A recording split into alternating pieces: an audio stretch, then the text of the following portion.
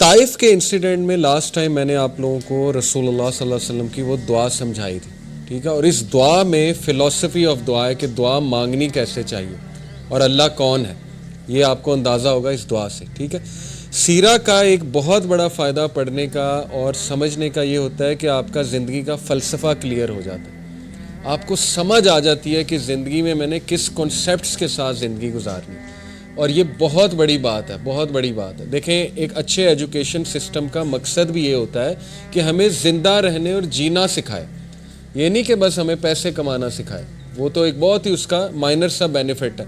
اصل education system کا benefit یہ ہوتا ہے اور مقصد ہوتا ہے کہ بھئی ہمیں چیلنجز سے ہم نے کیسے گزرنا ہے، ہم نے زندگی میں مختلف سچویشنز میں کیسے ڈیل کرنا ہے وغیرہ وغیرہ۔ تو یہ سیرہ اللہ کے نبی صلی اللہ علیہ وسلم کے بارے میں اللہ نے خود کہا کہ تمہارے نبی میں تمہارے لیے بہترین مثال ہے، ہر طرح کی بہترین مثال ہے۔ اوکے، یہ دعا میں دوبارہ بتاتا ہوں، کچھ چہرے نئے نظر آ رہے ہیں۔ رسول اللہ صلی اللہ علیہ وسلم پہ پتھراؤ ہوا، ہمارے نبی پہ لہو لہان ہوئے، اور بہت یہ جس پہ جتنا غم کیا جائے اتنا کم ہے، لیکن میں نے آپ کو ایک بڑا امپورٹنٹ پوائنٹ بتایا تھا لاسٹ کلاس میں کہ سیرہ میں آپ ایک بار بھی رسول اللہ کو یہ انسیڈنٹ مینشن کرتے خود نہیں دیکھیں گے۔ اس سے کیا ثابت ہوتا ہے کہ ہمارے نبی صلی اللہ علیہ وسلم اللہ سے ایمپتھی لیتے تھے، لوگوں سے نہیں۔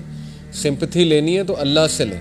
ایک بار یہ دعا کر لی، اللہ کو رو کے دکھا دیا، سمپتھی لے لی، اس کے بعد کبھی مینشن نہیں کیا۔ صرف تب مینشن کیا جب حضرت عائشہ نے خود پوچھا کہ آپ پہ سب سے ہیوی انسیڈنٹ کون سا تھا؟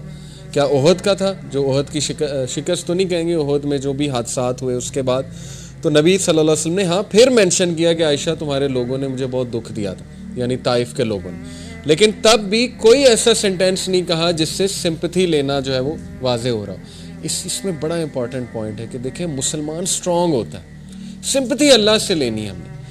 ہوتا کیا ہے، لوگوں سے آپ بہت سمپتھی لیں گے نا، ایک ٹائم آئے گا لوگ آپ کے بارے میں مائنڈ میں رکھ لیں گے یار یہ تو ویک سا ہے، ایم ہی ہے، ٹھیک ہے نا۔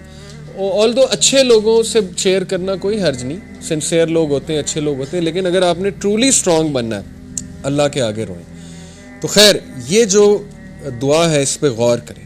او Allah, to you I complain of my weakness of strength and my helplessness and loneliness before men. اے اللہ، میں آپ سے شکایت کرتا ہوں۔ سب سے پہلی بات کہ اتنا اللہ کے ساتھ ایفیلیشن، اتنا کلوز ریلیشن، اتنا بھروسہ، اتنا کانفیڈنس کہ اللہ کو اپنا دل کھول کے دے دیا۔ شکایت دو طرح کی ہوتی ہے، اس دعا سے یہ بھی ثابت ہوتا ہے، ٹھیک ہے۔ جیسے حضرت یعقوب نے سورہ یوسف میں آتا ہے انما اشکو بسی و حزنی اللہ، بے شک میں اپنی شکایت، اپنا شکوہ کس سے کرتا ہوں؟ اللہ سے۔ شکایت یہ جو پہلی والی ہے نا، یہ تو جائز ہے۔ یہ کون سی والی شکایت ہے؟ اور یہ ایسنس آف توحید ہے ایکچولی، ٹھیک ہے، کہ آپ کمپلین کرتے ہیں اللہ تعالیٰ سے کہ اللہ میں بے بس ہو چکا ہوں اور آپ کی مرسی، آپ کی ہیلپ کے بغیر میں کچھ بھی نہیں۔ اور اس میں پتہ ہے کون سا والا ایلیمنٹ ہے؟ اب دیکھیں رسول اللہ صلی اللہ علیہ وسلم کی ساری دعا جب میں آپ کو سناؤں گا، اس کا کرکس یہ ہے کہ اللہ کے نبی صلی اللہ علیہ وسلم اس لیے نہیں رو رہے تھے کہ ان پہ بہت زیادہ وہ ہوا تھا ظلم، اصل میں وہ اس بات پہ رو رہے تھے، زیادہ پریشان تھے کہ اے اللہ کہیں آپ تو نہیں ناراض، کہیں یہ پنشمنٹ تو نہیں ہے کہ میرے ساتھ اتنا کچھ ہو گیا۔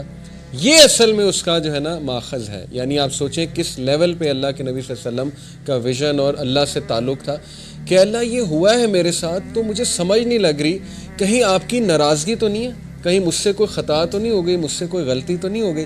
اس طرح کی بات کرنا، ٹھیک ہے نا، اور اللہ کے سامنے دل کھول دینا، یہ تو ایسنس آف توحید ہے، اور اس طرح کی شکایت جو ہے وہ جائز ہے۔ اس کو شکایت کہہ لیں یا کہہ لیں کہ اپنا دل کھول کے بیان کرنا، ٹھیک ہے نا۔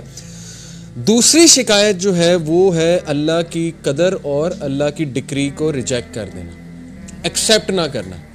اور زیادہ تر لوگ جو ہے وہ اس کا شکار ہو جاتے ہیں کہ جب ان کے ساتھ کوئی خدا نہ خواستہ، اللہ نہ کرے، کوئی ایسا حادثہ ہو جائے، کوئی ایسی چیز آ جائے جو انہوں نے ایکسپیکٹ بھی نہیں کی ہوئی تھی، تو وہ بجائے کہ اللہ کے آگے رونے کے یا اللہ سے مدد طلب کرنے کے، وہ فوراً یہ کہتے ہیں کہ یہ ہوا کیوں ان دا فرسٹ پلیس۔